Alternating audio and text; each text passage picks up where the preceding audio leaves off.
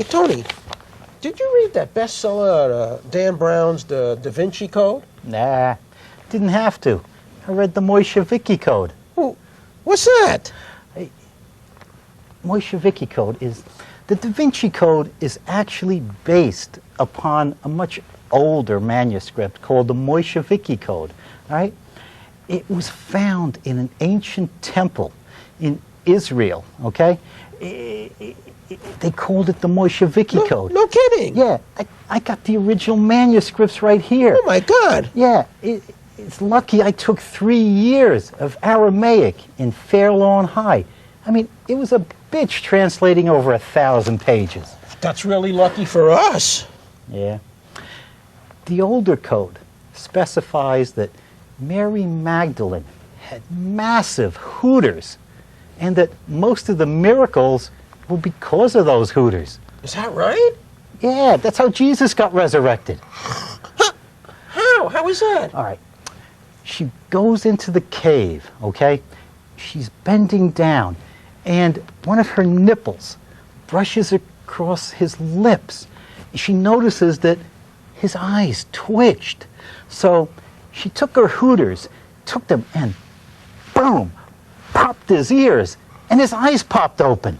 Oh, so that's why he came out of the tomb with a big smile. Yeah.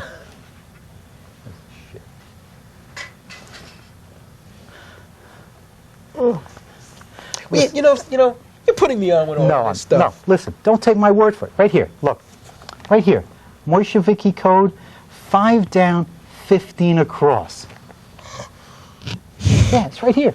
I'll be damned. Where did this book actually come from? Some Arab found it buried under a toilet seat in the sand.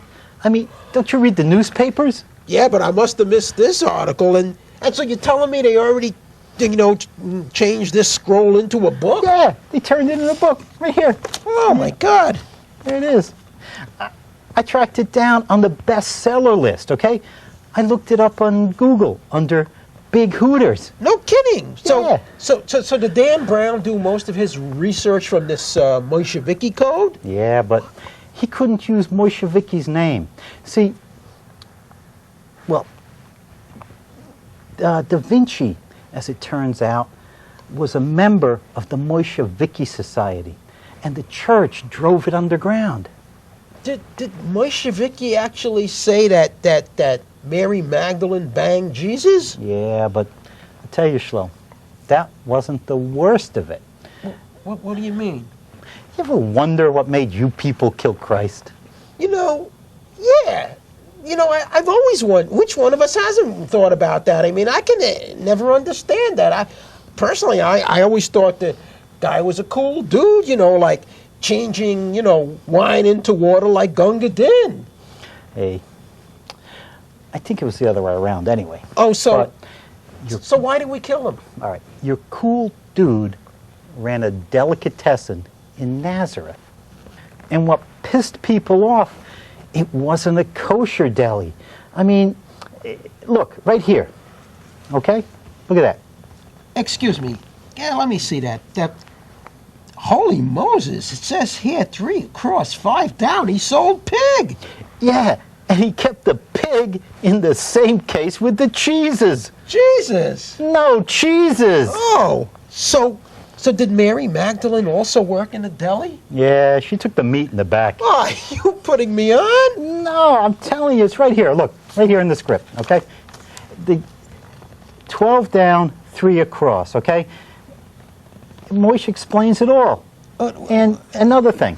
What? I think the guy was a little light in the sandals. What do you mean? Well, didn't he say, "This is my body, eat me"? Yeah, but that doesn't mean he was crouching in the closet. I don't know. Seems suspicious to me. Well, but remember, he had Mary Magdalene. Yeah, she was probably his beard. A fag hag? Oh, no way, not M.M. Look, any way you look at it, if the boy really was a little puffy, then you people, like, at communion, you'd be using a hot dog instead of, the cookie.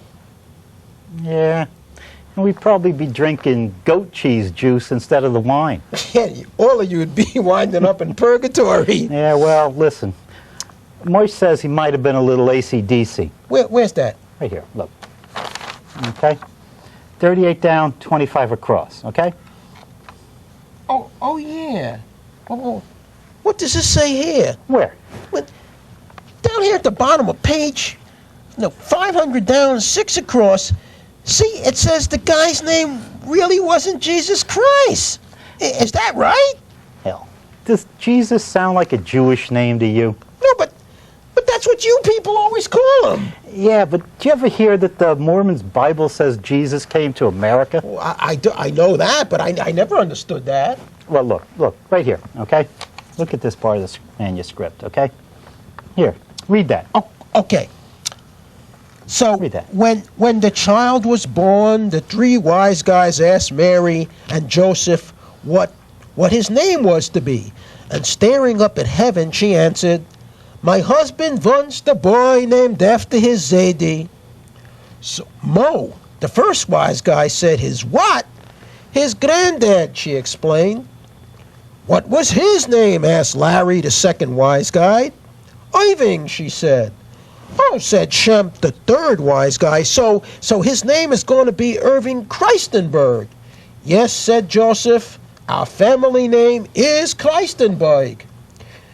That's very interesting, but they don't tell you that in school. Well, when Herod started putting the heat on the kid, his parents moved him to America. Oh, just like it says in the Mormon book. Yeah, right, just like it says here. Look, I'll read Go ahead, okay? go ahead. So they took the boy and went to America. When they got to New York, they moved into a bad neighborhood. So Joseph said to his wife, the virgin, "Mary, we send the boy to school with the name Irving? That was okay back in the old country. But here in America, in this neighborhood, we have to change his name." Whereupon Mary said, "Well, I think one of my Zedis was a Spanish Jew." Zedis, aren't those the guys in Star Wars? Oh. Yeah. Anyway, let's give the kid a Puerto Rican name. I know. We'll call him Jesus. "Right," said Joseph. "And to be on the safe side, let's not have much of a Jewish name ourselves. Christenberg is a dead giveaway." "So what would you change his name to?" Mary asked. So Joseph said, "Let's shorten it to Christ." And so it came to pass. When the boy went to school on the first day, the teacher spelled it with a CH instead of a K. So you mean that's how his name came to be Jesus Christ? Moishevicki never gets his facts screwed up. But then what happened when he went back to Israel? He didn't bother to change his name. I mean, his donkey driver's license and his shekel credit card, it said Jesus Christ. You know what a pain in the ass it is to change it back? You know what those civil servants are. This is very enlightening, Tony, but I must tell you, no one told me all about this when I was a kid. Yeah, well, there are a lot of things they didn't tell you. For instance, did you know that when Christ was on the cross, they gave him vinegar? No way! Yeah, it was balsamic, too. Did they at least give him a salad with that? Well, you remember how skinny Jesus was? Sure. Well, it says he was on Atkins. But what about the loaves and the fishes? He only ate the fishes. Oh, well, I do know and remember that he once said man should not live by bread alone. No, it's right here in the scrolls. Look, the church, that's what they wanted you to believe. What Moishevicki says, what he really said was that man should not live by bread, period. That's it. Oh, then I can't ever become a Christian. Why's that? Well, because I just love pizza so much. Yeah? I didn't know Jews liked Italian food. Oh, big time. Italian food and Italian women. Can't say as I blame you. Yeah. Look at this. Yeah. Wait. Moishevicki says that down in the Vatican basement, they got the head of John the Baptist. Oh, yeah. They keep that right next to the foreskin of Jesus. They got that, too? Oh, yeah. Pope only charges a few shekels to see it. Well, so how come the Da Vinci Code doesn't mention any of this? Well, I tell you, it did in the original manuscript. So? So Dan Brown gets a call from the Vatican, see? There's this guy on the other end making him an offer that he can't refuse, if you get my drift. You mean like... Yeah, well, look, you don't screw with those people. If the Pope says lose the material, you believe me, the material sleeps with the fishes. Wow. It's too bad our rabbis don't have that kind of power, but listen, what did the Pope object to? Hey, it reminded him of the kind of meat that the priests eat on Friday. What kind of meat does a priest eat on Friday? None. Well, wait a minute, you just said the priest eats meat on Friday. Yeah, they eat none. Well, wait a minute, now you're saying they don't eat meat on Friday. They eat none. Well, but you said they eat meat on Friday. They eat none. Well, now you're telling me they don't eat meat. Well, do they eat meat on Friday or do they don't eat meat? None. None. Oh, forget about it. You know, Shlo, you're still my third favorite Jew. You know that? Then, who are the first two? Julius and Ethel, of course. Good night, Tony. Good night, Shlomo.